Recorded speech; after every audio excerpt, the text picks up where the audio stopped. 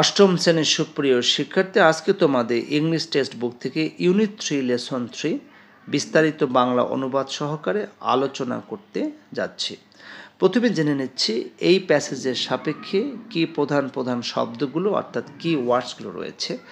প্রথমে রয়েছে হাইজিন, যে প্যাসেজটির নামে হচ্ছে হাইজিন। হাইজিন মানে হচ্ছে স্বাস্থ্যবিধি। এরপর হচ্ছে গডলিনেস, এর মানে হচ্ছে ধার্মিকতা। অ্যাচিভ এর বাংলা অর্থ হলো অর্জন করা। স্পিরিচুয়ালি এর অর্থ হলো আধ্যাত্মিকভাবে। সোল এর অর্থ হলো আত্মা বা রূহ। এরপরে কি নির্দেশনা দেওয়া আছে সেটি পড়ে নিচ্ছি। Read the questions first, then read the text and answer them in short. প্রথমে প্রশ্নগুলো পড়ে নাও এবং তারপর টেক্সটটা পড়ো আর সংক্ষেপে প্রশ্নগুলো উত্তর দাও। সুপ্রিয় শিক্ষার্থী, টেক্সটগুলো পড়ার পরে এখানে যে 3টি প্রশ্ন আছে, এই 3টি প্রশ্ন উত্তর আমরা শিখব। তাহলে আমরা প্রথমে টেক্সটটি পড়ে নিই। হাইজিন অর্থ হলো স্বাস্থ্যবিধি। স্বাস্থ্যবিধি বলতে বোঝায় আমাদের নিজেদেরকে পরিষ্কার পরিচ্ছন্ন রাখার অনুশীলন।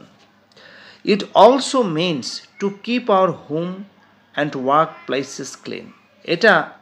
এটাও বোঝায় যে আমাদের গৃহ এবং যে জায়গাকে পরিষ্কার রাখা।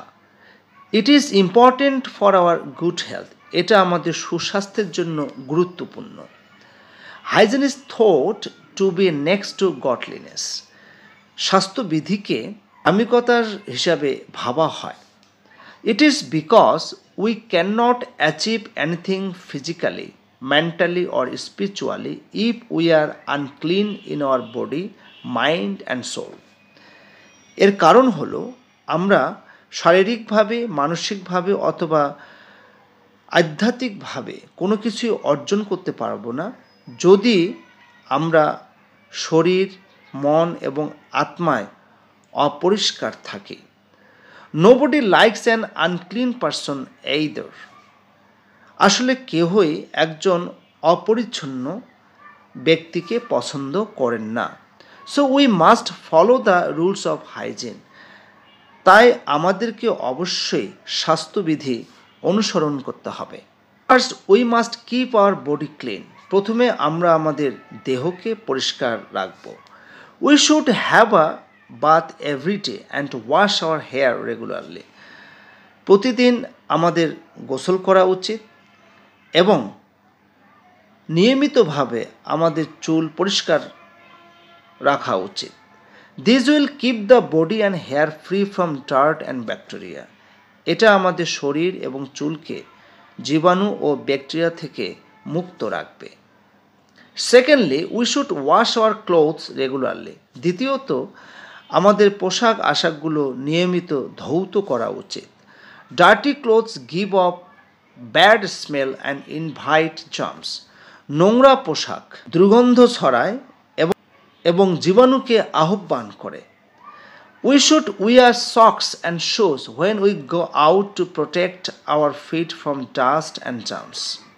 যখন আমরা বাইরে যাই তখন ধূলিবালি এবং জীবাণু থেকে আমাদের পাকে রক্ষা করার জন্য আমাদের জুতা এবং মোজা পরিধান করা উচিত। It is also important to wash our hands before meals and after using the toilet. খাবারের পূর্বে এবং টয়লেট ব্যবহারের পরে আমাদেরকে আমাদের হাত ধোয়াটা অবশ্যই গুরুত্বপূর্ণ। We should brush our teeth twice a day. আমাদের দিনে 2 বার দাঁত ব্রাশ করা উচিত। আফটার ব্রেকফাস্ট অ্যান্ড সাপার, নাস্তা করার পরে এবং রাতে খাবার পরে। We must also cut our nails regularly. নিয়মিতভাবে আমাদের নখগুলো আমরা অবশ্যই কাটব। Our drinking water must be safe. আমাদের খাবার পানি অবশ্যই নিরাপদ হতে হবে। We can get safe water by boiling and filtering. আমরা পানি সিদ্ধ করে অথবা ফিল্টারিংয়ের মাধ্যমে পরিষ্কার বা নিরাপদ পানি পেতে পারি। Finally, we should keep our surroundings and environment clean. সবশেষে বলা যায় যে আমরা আমাদের চারপাশটা এবং পরিবেশকে অবশ্যই পরিষ্কার রাখা উচিত। If we do and follow all the above things properly, we will be able to lead a healthy and happier life. যদি আমরা সঠিকভাবে উপরের জিনিসগুলো, উপরের নিয়মগুলো অনুসরণ করি এবং তা করার চেষ্টা করি, আমরা অবশ্যই একটা সুস্বাস্থ্য এবং সুখী জীবনযাপন করতে সমর্থ হব। সুপ্রিয় শিক্ষার্থী, আমরা পুরো প্যাসেজটি পড়া শেষ করলাম এবং এই প্যাসেজটির সাপেক্ষে শুরুতে 3টি প্রশ্ন রয়েছে।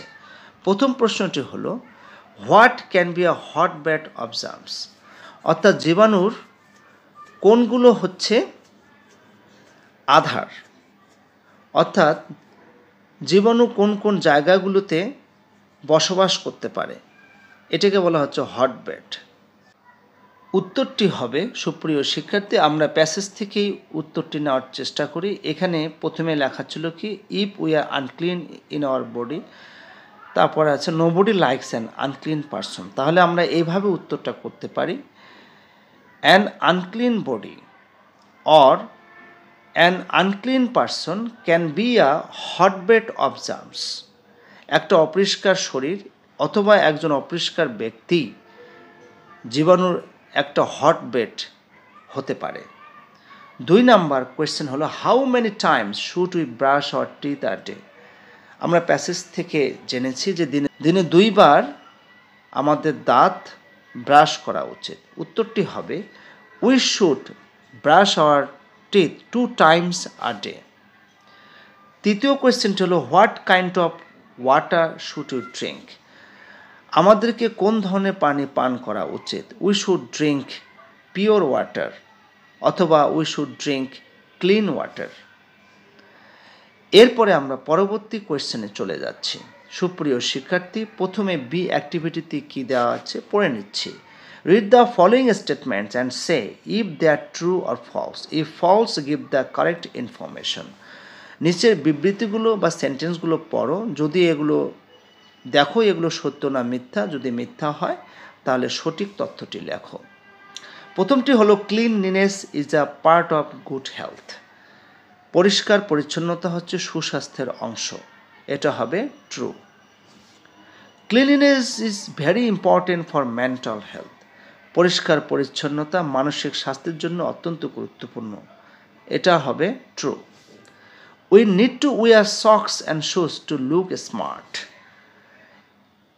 স্মার্ট দেখার জন্য আমাদেরকে মোজা এবং জুতা পরা উচিত বা জুতা পরিধান করা প্রয়োজন, এটি হবে ফলস। আমরা আসলে সঠিক উত্তরটি হবে, we need to wear socks and shoes to protect our feet. 4 number হচ্ছে, we need to brush our teeth before meals. যে খাবারের পূর্বে আমাদের দাঁত ব্রাশ করা প্রয়োজন, খাবারের পূর্বে না, খাবারের পরে। সঠিক উত্তরটি হবে, we need to brush our teeth after meals. 5, we must keep ourselves clean. আমাদেরকে অবশ্যই নিজেদেরকে পরিষ্কার রাখতে হবে, এটা হবে true. We can have pure drinking water from tubewells. Tubewell থেকে আমাদেরকে বিশুদ্ধ খাবার পানি আমরা পেতে পারি। টিউবওয়েল থেকে না, আমরা 2টা উপায়ে আমরা টিউবওয়েল থেকে পাই, কিন্তু এই প্যাসেজের ভিতরে 2টা উপায় রয়েছে, যে 2 উপায়ে আমরা বিশুদ্ধ খাবার পানি পেতে পারি। আমি তোমাদেরকে প্যাসেজে নিয়ে যাচ্ছি, তোমরা এখানে দেখতে পাচ্ছ। এখানে সঠিক উত্তরটা হবে, we can get safe water. আমরা লিখব safe drinking water by boiling and filtering. সুপ্রিয় শিক্ষার্থী, তোমরা অবশ্যই ট্রু ফলসটা বুঝতে পেরেছ। এরপরে আসি সি নাম্বার অ্যাক্টিভিটিতে কি রয়েছে। Complete the following sentences. এখানে সেন্টেন্সগুলো পূর্ণ করা নেই, অর্থাৎ কমপ্লিট নেই, আমরা এগুলো এখন কমপ্লিট করব প্রয়োজনীয় সেন্টেন্স লিখে বা শব্দ লিখে বা শব্দগুচ্ছ লিখে। তাহলে প্রথমে আছে, ইফ উই আর হেলথি। যদি আমরা স্বাস্থ্যবান থাকি, we must follow the rules of hygiene. এরকম হবে যে আমাদেরকে অবশ্যই স্বাস্থ্যবিধি মেনে চলতে হবে। We must be clean so that we can lead a happy life. আমাদেরকে অবশ্যই পরিষ্কার পরিচ্ছন্ন থাকতে হবে যাতে করে আমরা সুখী জীবনযাপন করতে পারি। You must take exercise to free from diseases. রোগ থেকে মুক্ত থাকার জন্য তোমাকে অবশ্যই ব্যায়াম করতে হবে। Nobody likes an unclean person. কেউই একজন অপরিচ্ছন্ন ব্যক্তিকে পছন্দ করে না। If we obey the laws of hygiene, যদি আমরা স্বাস্থ্যবিধি মেনে চলি, এখানে হবে উইয়ের পর আমরা লিখব can achieve anything physically, mentally and spiritually. সুপ্রিয় শিক্ষার্থী, তোমরা অবশ্যই টেক্সটে বুঝতে পেরেছো এবং টেক্সটের সাপেক্ষে যে প্রশ্নগুলো ছিল প্রশ্ন উত্তরগুলো তোমরা বুঝতে পেরেছো। আজকে এ পর্যন্তই, সবাই ভালো থাকবে।